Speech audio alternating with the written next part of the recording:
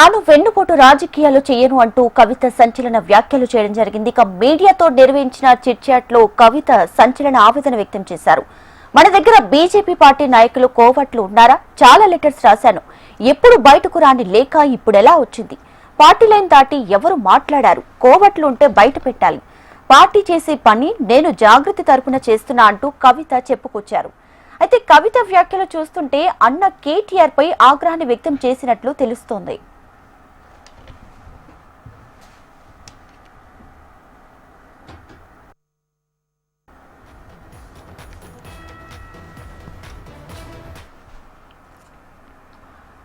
Right, ఇక కవిత చేసిన comments కి సంబంధించి లేటెస్ట్ అప్డేట్స్ మా ప్రతినిధి ఆర్కే లైవ్ లో సిద్ధంగా ఉన్నారు. ఆర్కే, సో కవిత చేసిన ఈ వ్యాఖ్యలు ఏ విధంగా చూడాలంటారు?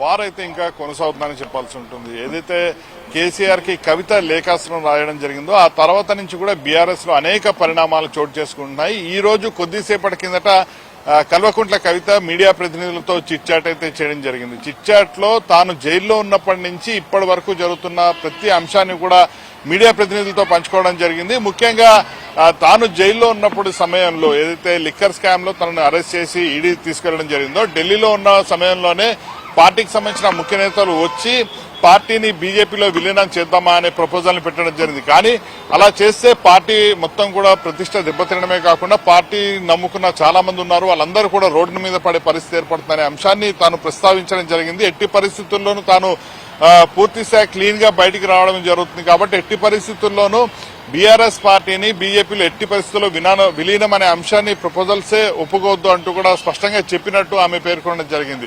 మరోవైపు తాను లేఖ రాసిన దగ్గర నుంచి ప్రతి అంశాన్ని కూడా ఆమె ప్రస్తావిస్తూ వస్తున్నారు. లేఖ రాసిన తర్వాత తాను కేవలం కేసీఆర్ కి ఆ లేఖని రాస్తే అది బయటికి ఏ విధంగా వచ్చింది అంటే కోవట్లు అనే వాళ్ళు లోపలే ఉన్నారు, ఇంటర్నల్ గానే వాళ్ళంతా కూడా సమాచారాన్ని లీక్ చేస్తున్నారనే విషయాన్ని కవిత ఈ రోజు స్పష్టంగా చెప్పడం జరిగింది. మరోవైపు కేసీఆర్ ని ఓవైపు వరంగల్ సభ సక్సెస్ అయిందని పార్టీ అధ్యక్షుడు భావిస్తున్నారు, కానీ బయట జనాలు నవ్వుకునే పరిస్థితి ఉంది. అలాగే ప్రతిపక్ష పార్టీలు అన్ని కూడా విమర్శిస్తున్నారు, ఏవైతే ఇతర పార్టీలు అన్ని కూడా విమర్శిస్తున్నాయి. అయినప్పటికీ కూడా ప్రెసిడెంట్ గా కేవలం ట్వీట్లు మాత్రమే పెడుతున్నారు, ట్వీట్ల వల్ల ప్రజల్లోకి వెళ్లలేరు అనే అంశాన్ని చాలా స్పష్టంగా చెప్పారు. ఇక్కడ ఒక విషయం చాలా స్పష్టంగా అర్థమవుతుంది.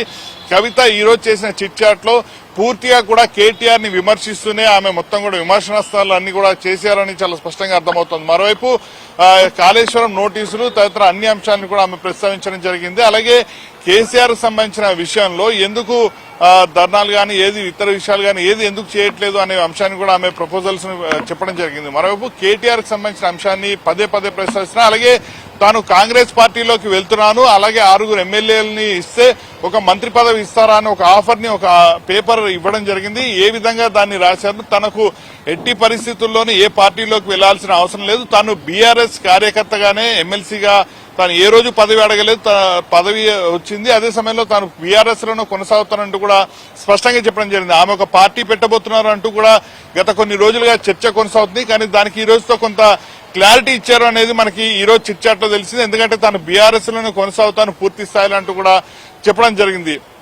వీటితో పాటు వర్కింగ్ ప్రెసిడెంట్ గా ఉన్న వ్యక్తి ట్విట్టర్ లో కాకుండా ప్రజల్లోకి వెళ్లాలి, ప్రజల ద్వారానే పూర్తి స్థాయిలో బయటకు వెళ్లే ప్రయత్నాలు చేయాలంటూ కూడా ఆమె చాలా స్పష్టంగా చెప్పడం జరిగింది.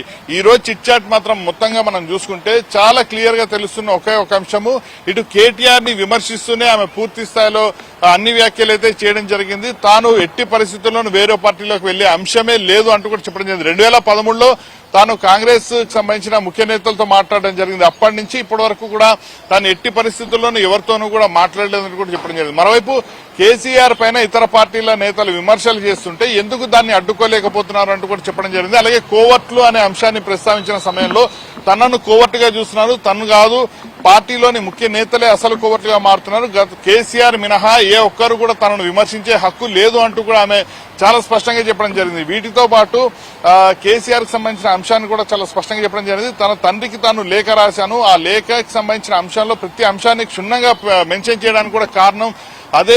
ఈ అంశాలన్నిటిపైన కూడా పూర్తి స్థాయిలో అవగాహన రావాలనే అంశంతోనే బీఆర్ఎస్ పార్టీని పూర్తి స్థాయిలో నిలబెట్టుకోవాలనే ఒకే ఒక అంశంతో తాను తెగించి మాట్లాడడం జరిగింది. తాను కూడా కేసీఆర్ తరహాలోనే ఉన్నట్టు మాట్లాడతానంటూ కూడా చెప్పడం జరిగింది. ఏది ఏమైనా కూడా ఇప్పటి వరకు కూడా బీఆర్ఎస్ సంబంధించిన అంశం కాస్త ప్రస్తుతం కేటీఆర్ వర్సెస్ కవితగా అయితే మారిందని చెప్పాలి ఈ చిట్ చాట్ తో.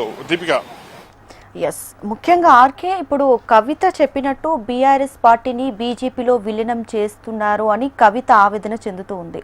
సో మొన్న రాసిన లెటర్, ఈ రోజు కామెంట్స్, అంటే ఇవన్నీ కేటీఆర్ ని ఉద్దేశించి చేసినవే అనుకోవచ్చా? ఖచ్చితంగా దీపిక, ఎందుకంటే మొత్తం కూడా మనం ఇంతకుముందు చెప్పుకున్నట్టు తాను జైల్లో ఉన్న సమయంలోనే ఈడీ ఏదైతే తనను ఇబ్బంది పెడుతోంది దానికి ప్రధాన కారణం బీజేపీనే. బీజేపీ చెప్పినట్టు వినలేదు. అదే సమయంలో ఆ సమయంలో బీజేపీ దగ్గరకు కేసీఆర్ వెళ్లట్లేదు. ప్రధాని మంత్రి వచ్చిన సమయంలో కూడా కేసీఆర్ రావట్లే అనే కోపాన్ని వాళ్ళు పెట్టుకుని తనను ఇరికించారు అనేది ఆమె ప్రధానంగా ఆరోపణ చేయడం జరిగింది. దీనికి సంబంధించి బీజేపీలో విలీనం చేద్దామా పార్టీని అనే అంశాన్ని తెర మీద తీసుకొచ్చిన సమయంలో తాను వద్దు అంటూ కూడా చెప్పడం జరిగింది. అయితే ఇప్పుడు ఈ రోజు చిట్ చాట్ లో కూడా అదే అంశాన్ని ప్రస్తావించడం జరిగింది. తాను లేఖ ఏదైతే రాయడం జరిగిందో ఆ లేఖలో కూడా పార్టీ అధ్యక్షుడిని మెన్షన్ చేస్తూ కూడా, అంటే ప్రస్తుతం ఏదైతే కేటీఆర్ పార్టీ అధ్యక్షుడిగా ఉన్నారో ఆయనను మెన్షన్ చేస్తూనే ఆ లేఖ కూడా దాదాపుగా రాయడం జరిగింది. ఆ తర్వాత ట్విట్టర్ లో కేటీఆర్ పెట్టారు, కొంతమంది కోవర్ట్లు ఉన్నారు, కొంతమంది ఈ విధంగా విమర్శలు చేస్తున్నారు అంటూ కూడా ఆయన కొన్ని ట్విట్టర్ లో కొన్ని ట్వీట్ అయితే చేయడం జరిగింది. దీనికి సంబంధించి ఈ రోజు చిట్ చాట్ లో కూడా అదే అంశాన్ని ప్రస్తావిస్తున్నారు.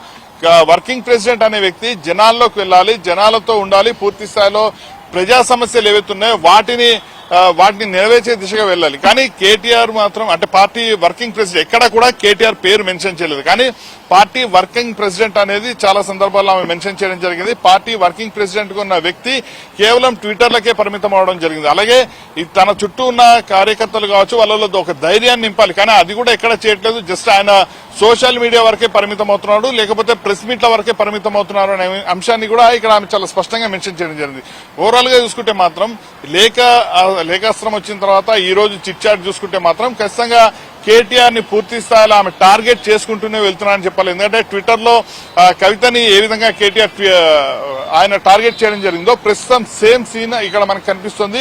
కవిత కూడా కేటీఆర్ ని ఒక టార్గెట్ చేస్తూ ముందుకు వెళ్తున్నారు. మరి ఇప్పుడు ప్రస్తుతం బీఆర్ఎస్ లో వివాదాలు అనే దానికన్నా ఇటు కేసీఆర్ కుటుంబంలో వివాదంగా ఇది మారింది. కాబట్టి దీనికి సంబంధించి కేసీఆర్ ఏ విధంగా స్పందిస్తారు, ఈ అంశాన్ని, అంటే దాదాపుగా 15-20 రోజులుగా కొనసాగుతున్న ఈ వివాదాలన్నిటికీ కూడా కేసీఆర్ రంగంలో దిగి మొత్తం కూడా చెక్ పెడతారా, ఇలాంటి విషయాలన్నీ కూడా ప్రస్తుతం హాట్ టాపిక్ గా మారే. రాజకీయ విశ్లేషకులు కూడా ఇదే అంశాన్ని ప్రస్తావిస్తున్నారు. ప్రస్తుతం ఉన్న పరిస్థితుల్లో కేసీఆర్ మాత్రమే రంగంలో దిగితే ఈ సమస్య ఇక్కడ పరిష్కారం అయ్యే అవకాశం ఉంటుంది. లేకపోతే మాత్రం ఖచ్చితంగా ఇదొక తుఫాన్ గా మారి బీఆర్ఎస్ లో ప్రారంభమైన ఈ తుఫాను కేసీఆర్ కుటుంబం మొత్తాన్ని కూడా తాకే అవకాశం ఉంటుంది అనేది రాజకీయ విశ్లేషకులు అయితే చెప్తున్నారు. దీపిక, అయితే ఆర్కే ఇటీవల కవిత లేఖపై కేటీఆర్ కూడా స్పందించడం జరిగింది, దానిపై మాట్లాడడం కూడా జరిగింది. సో అలాంటిది ఏం లేదు, ఎవరైనా పార్టీ క్యాడర్ కు లెటర్ రాసుకోవచ్చు, వాళ్ళ సమస్యలు చెప్పుకోవచ్చు అని చెప్పారు. సో మరి ఈరోజు కవిత వచ్చేసి కేటీఆర్ కి కౌంటర్ గా లెటర్స్ రాస్తుంది, ఎలా చూడాలంటారు ఇవన్నీ? అయితే దీపిక, ఇక్కడ ఒక విషయాన్ని మెన్షన్ చేయాల్సి ఉంటుంది. ఏదైతే అధికారం కోల్పోయిన తర్వాత నుంచి కూడా బీఆర్ఎస్ సంబంధించిన వర్కింగ్ ప్రెసిడెంట్ అనే వ్యక్తి ఎక్కడ కూడా జనాల్లోకి వెళ్లట్లేదు అనే విషయాన్ని చాలా స్పష్టంగా కవిత అయితే మెన్షన్ చేస్తూ ఉన్నారు. గతంలో హైదరాబాద్ లో ఇటు చంద్రబాబు నాయుడు, అంటే ఏపీ ముఖ్యమంత్రి, తెలంగాణ ముఖ్యమంత్రి రేవంత్ రెడ్డి ఇద్దరు కూడా ఇక్కడ భేటీ అయిన సమయంలో, ఏదైతే నీటికి సంబంధించిన చర్చ వచ్చిన సమయంలో అక్కడ ప్రభుత్వానికి అనుకూలంగా రేవంత్ రెడ్డి వ్యవహరించారు. అలాంటి సమయంలో ఎందుకు ధర్నాలు చేయలేకపోయారు వీళ్ళంతా కూడా అనే దానిపైన కూడా ఆమె చాలా స్పష్టంగా ప్రశ్నించడం జరిగింది. మొత్తం ఈ రోజు చిట్ చాట్ లో చూసుకుంటే ప్రతి ఒక్క దానిపైన కూడా, ప్రతి అంశాన్ని కూడా చాలా క్షుణ్ణంగా మాట్లాడుతూ ప్రతి ఒక్క దానిపైన కూడా, అంటే ఒక క్లారిటీతో ఆమె అయితే ప్రతి ఒక్క విషయాన్ని కూడా మీడియా ప్రతినిధులతో మాట్లాడడం జరిగింది. ఓవరాల్ గా విషయంలో చెప్పిన దాంట్లో మాత్రం తాను పార్టీ మారుతారు, ఒక పార్టీని పెట్టబోతున్నారు అనే అంశం ఏదైతుందో ఆ పార్టీకి సంబంధించిన అంశంలో కూడా క్లారిటీ ఇవ్వడం జరిగింది. ఎట్టి పరిస్థితుల్లోనూ తాను పార్టీ మారను. మరోవైపు జాగృతి, అంటే ప్రస్తుతం ఏదైతే మహిళా వింగ్ ని ఏర్పాటు చేసుకుని జాగృతి మొత్తాన్ని ఏర్పాటు చేశారో ఆ జాగృతికి సంబంధించిన విభాగం పూర్తి స్థాయిలో పనిచేస్తోంది.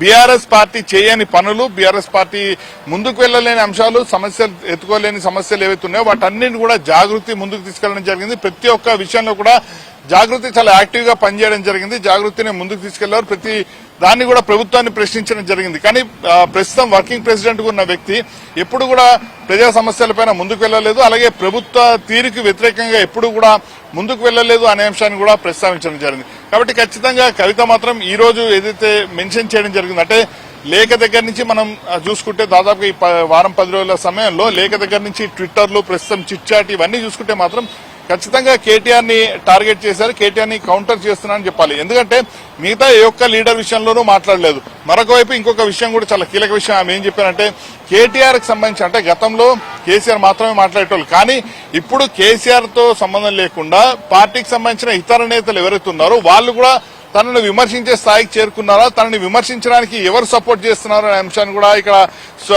ఏదైతే కేటీఆర్ ని అక్కడ మెన్షన్ చేస్తూ కూడా ఆమె ఆ అంశాన్ని కూడా చెప్పడం జరిగింది. కాబట్టి ఓవరాల్ గా చూసుకుంటే మాత్రం ఖచ్చితంగా ఈ ఏదైతే కేసీఆర్ వర్సెస్ కేటీఆర్ అంశంగా మారుతోందో దీనికి సంబంధించి కూడా ఇటు కేటీఆర్ కవిత పైన విమర్శలు చేయడం, అలాగే కవిత కేటీఆర్ పైన విమర్శలు చేయడం, ఇద్దరు కూడా నేరుగా ఒకరినొకరు విమర్శించుకోవట్లేదు. ఇద్దరు కూడా సోషల్ మీడియా వేదికగా లేకపోతే నేరుగా ఇట్లా చిట్ చాట్ల రూపంలో ఒకరినొకరు విమర్శించుకుంటాం పరిస్థితి ఉంది. కాబట్టి ఇది రాజకీయంగా కూడా బీఆర్ఎస్ కి చాలా వరకు కూడా నష్టాన్ని చేకూర్చేదిగా. ఎందుకంటే కేసీఆర్ సంబంధించిన కొడుకు కూతురు ఇద్దరు టాప్ లీడర్లు ఎవరైతే ఉన్నారో వాళ్ళిద్దరి వల్ల కూడా ఇటు పార్టీ పరువు పోయే పరిస్థితి, అలాగే ప్రతి ఇతర పార్టీలకు ఇటు బీజేపీకి కావచ్చు లేకపోతే కాంగ్రెస్ పార్టీకి కావచ్చు వాళ్ళకి ఒక ఆయుధాన్ని ఇచ్చినట్టు అవుతుంది. కాబట్టి ఖచ్చితంగా ఈ సమస్యని వీలైనంత త్వరగా కూడా బీఆర్ఎస్ అధినేత ఎవరైతే ఉన్నారో కేసీఆర్ పూర్తి స్థాయిలో ఈ సమస్యని పరిష్కరించాలని బీఆర్ఎస్ సంబంధించిన సగటు కార్యకర్త అయితే కోరుకుంటున్నారు.